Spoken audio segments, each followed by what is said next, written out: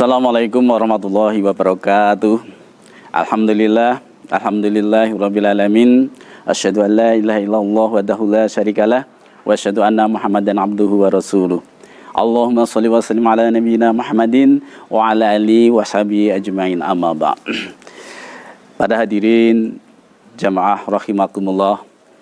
Pertama dan utama mari kita panjatkan puji syukur kehadirat Allah SWT atas limpahan segala rahmat, nikmat hidayah dan inayahnya, sehingga kita bisa dipertemukan pada kesempatan kali ini melewati media sosial ini. Mudah-mudahan dengan hadirnya media sosial ini bisa membantu kita saling mengingatkan, saling menasihati di antara kita, sehingga kita bisa menjadi orang-orang yang lebih baik, dan media sosial ini berfungsi dengan baik dan menjadi amal ibadah untuk kita semuanya. Selanjutnya, salat dan salam semoga Allah selalu curahkan pada junjungan panutan kita semuanya, Nabi Agung Muhammad Sallallahu Alaihi Wasallam, para keluarga, para sahabat, para tabiin, para tabiin, dan mudah-mudahan kita semua ini selalu dimudahkan oleh Allah dalam menjalankan sunnah-sunnah beliau, sehingga kita besok dibangkitkan dan diakui sebagai umat Rasulullah SAW dan mendapatkan syafaatnya di yaumil qiyamah. Amin. Hadirin sekalian, tidak terasa kita sudah memasuki bulan Ramadan ini, dan ini adalah salah satu cita-cita atau tujuan semua orang muslim di seluruh dunia untuk bisa menemui bulan Ramadan ini. Karena apa?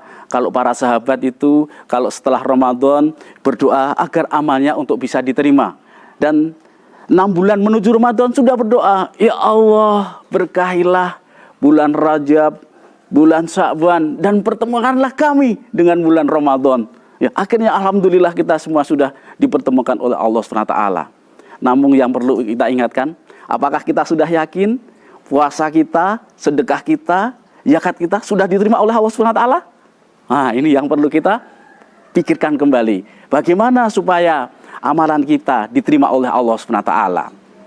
Tentunya yang pertama adalah kita harus niatkan semua aktivitas kita, amalan kita ini hanya demi Allah Subhanahu wa taala, hanya untuk Allah Subhanahu wa taala, bukan yang lainnya.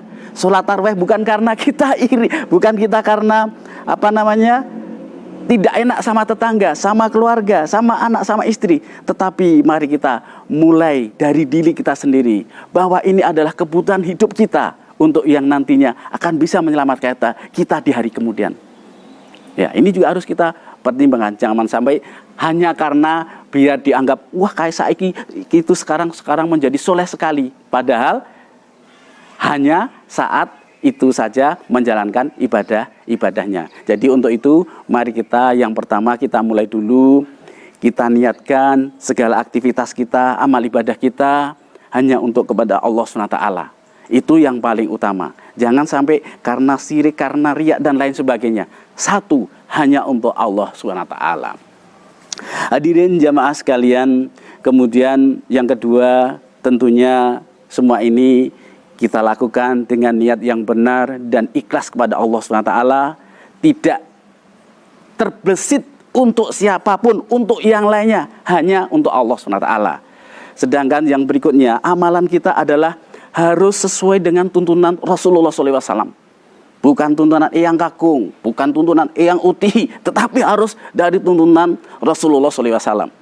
Makanya sering di kajian-kajian disampaikan dari Al-Quran seperti ini, dari Al-Hadis seperti ini. Itu juga harus kita catat, kita benar, kita pahami. Setelah kita pahami, kita laksanakan dalam kehidupan kita sehari-hari. Karena dalam pelaksanaannya, pengamalan ini yang lebih susah.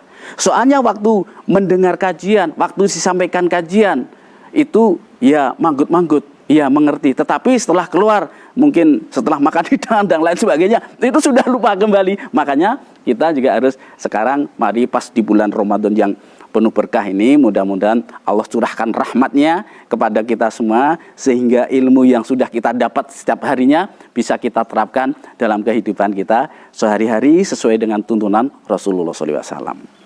Itu. Dan yang berikutnya, apakah Bapak Ibu sudah yakin sedekahnya, ibadahnya, tarwehnya, puasanya, tadarusnya diterima oleh Allah SWT?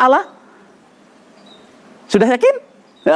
Makanya kita harus ada usaha. Paling tidak kita sudah usaha semaksimal mungkin, sudah niat hanya karena Allah, sudah ikhlas lillahi ta'ala, sudah sesuai tuntunan, tetapi kita juga belum tentu dikabulkan. Makanya kita juga harus memohon kepada Allah SWT dengan senjata pamungkas seorang muslim, yaitu berdoa kepada Allah SWT.